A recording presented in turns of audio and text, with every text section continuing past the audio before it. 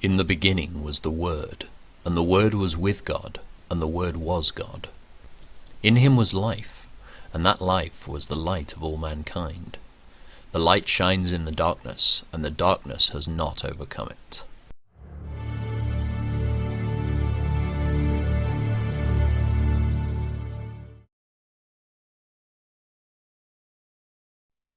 Truly God is good to Israel, to those whose hearts are pure. But as for me, I almost lost my footing. My feet were slipping, and I was almost gone. For I envied the proud when I saw them prosper despite their wickedness. They seem to live such painless lives. Their bodies are so healthy and strong. They don't have troubles like other people. They're not plagued with problems like everyone else. They wear pride like a jeweled necklace, and clothe themselves with cruelty. These fat cats have everything their hearts could ever wish for. They scoff and speak only evil. In their pride they seek to crush others. They boast against the very heavens, and their words strut throughout the earth. And so the people are dismayed and confused, drinking in all their words. What does God know, they ask? Does the Most High even know what's happening? Look at these wicked people, enjoying a life of ease while their riches multiply. Did I keep my heart pure for nothing? Did I keep myself innocent for no reason? I get nothing but trouble all day long. Every morning brings me pain. If I had really spoken this way to others, I would have been a traitor to your people. So I tried to understand why the wicked prosper. But what a difficult task it is. Then I went into your sanctuary, O God, and I finally understood the destiny of the wicked. Truly you put them on a slippery path, and send them sliding over the cliff to destruction.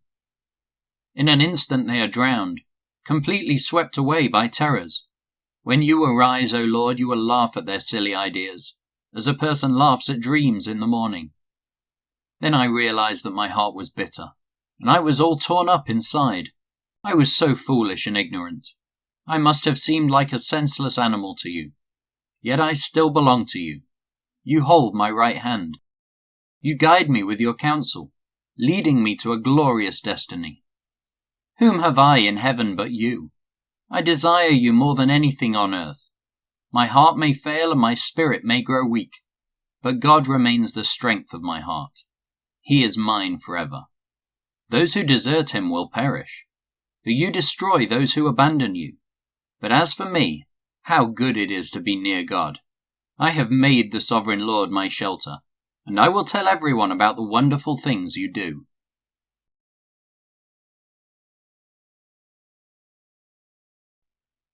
I cry out to God, yes, I shout. Oh, that God would listen to me. When I was in deep trouble, I searched for the Lord. All night long I prayed, with hands lifted toward heaven, but my soul was not comforted. I think of God and I moan, overwhelmed with longing for his help. You don't let me sleep. I am too distressed even to pray. I think of the good old days long since ended, when my nights were filled with joyful songs. I search my soul and ponder the difference now. Has the Lord rejected me forever? Will he never again be kind to me? Is his unfailing love gone forever? Have his promises permanently failed? Has God forgotten to be gracious? Has he slammed the door on his compassion?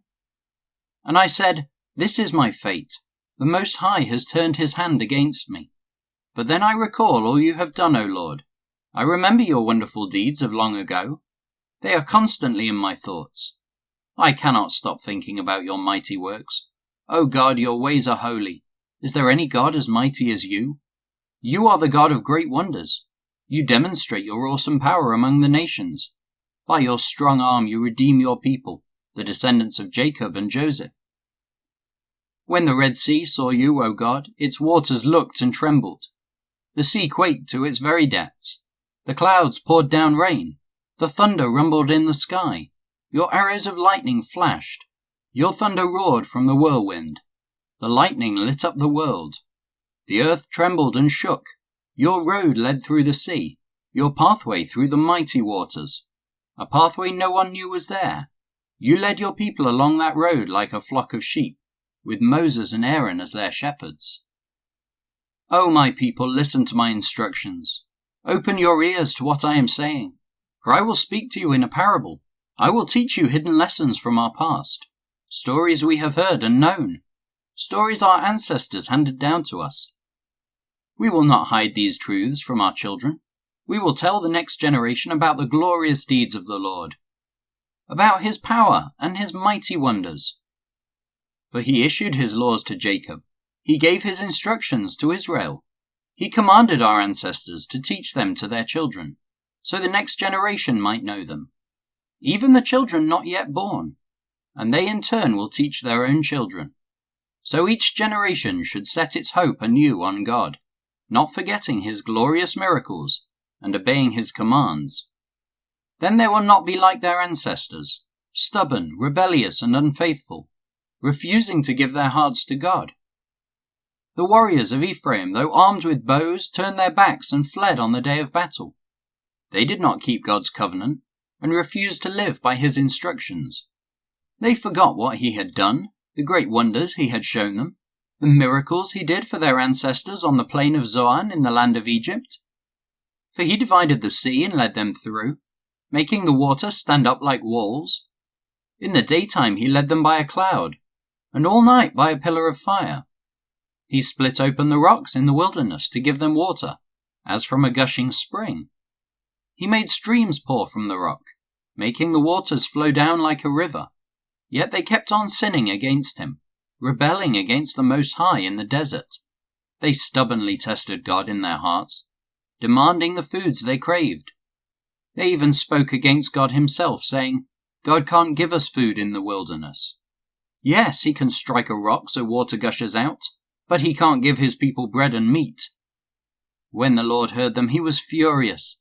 The fire of his wrath burned against Jacob. Yet his anger rose against Israel, for they did not believe God or trust him to care for them. For he commanded the skies to open. He opened the doors of heaven. He rained down manna for them to eat. He gave them bread from heaven. They ate the food of angels.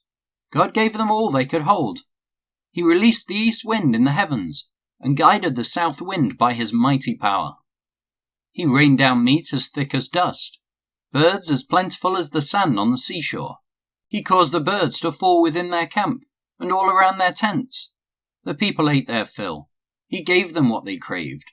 But before they satisfied their craving, while the meat was yet in their mouths, the anger of God rose against them, and he killed their strongest men.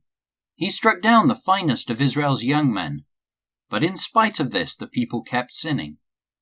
Despite his wonders, they refused to trust him. So he ended their lives in failure, their years in terror. When God began killing them, they finally sought him. They repented and took God seriously. Then they remembered that God was their rock, that God Most High was their Redeemer. But all they gave him was lip service. They lied to him with their tongues. Their hearts were not loyal to him. They did not keep his covenant. Yet he was merciful and forgave their sins, and did not destroy them all. Many times he held back his anger, and did not unleash his fury, for he remembered that they were merely mortal, gone like a breath of wind that never returns. Oh, how often they rebelled against him in the wilderness, and grieved his heart in that dry wasteland. Again and again they tested God's patience, and provoked the Holy One of Israel. They did not remember his power, and how he rescued them from their enemies. They did not remember his miraculous signs in Egypt, his wonders on the plain of Zoan. For he turned their rivers into blood, so no one could drink from the streams. He sent vast swarms of flies to consume them, and hordes of frogs to ruin them. He gave their crops to caterpillars. Their harvest was consumed by locusts. He destroyed their grapevines with hail, and shattered their sycamore figs with sleet. He abandoned their cattle to the hail, their livestock to bolts of lightning. He loosed on them his fierce anger, all his fury, rage, and hostility. He dispatched against them a band of destroying angels. He turned his anger against them. He did not spare the Egyptians' lives, but ravaged them with the plague. He killed the oldest son in each Egyptian family, the flower of youth throughout the land of Egypt. But he led his own people like a flock of sheep, guiding them safely through the wilderness. He kept them safe so they were not afraid, but the sea covered their enemies. He brought them to the border of his holy land, to this land of hills he had won for them. He drove out the nations before them. He gave them their inheritance by lot. He settled the tribes of Israel into their homes. But they kept testing and rebelling against God Most High. They did not obey his laws. They turned back and were as faithless as their parents. They were as undependable as a crooked bow. They angered God by building shrines to other gods. They made him jealous with their idols. When God heard them, he was very angry, and he completely rejected Israel. Then he abandoned his dwelling at Shiloh, the tabernacle where he had lived among the people. He allowed the ark of his might to be captured. He surrendered his glory into enemy hands. He gave his people over to be butchered by the sword because he was so angry with his own people, his special possession. Their young men were killed by fire. Their young women died before singing their wedding songs. Their priests were slaughtered, and their widows could not mourn their deaths. Then the Lord rose up as though waking from sleep. Like a warrior aroused from a drunken stupor, he routed his enemies and sent them to eternal shame. But he rejected Joseph's descendants. He did not choose the tribe of Ephraim. He chose instead the tribe of Judah and Mount Zion, which he loved. There he built his sanctuary as high as the heavens, as solid and enduring as the earth. He chose his servant David, calling him from the sheep pens.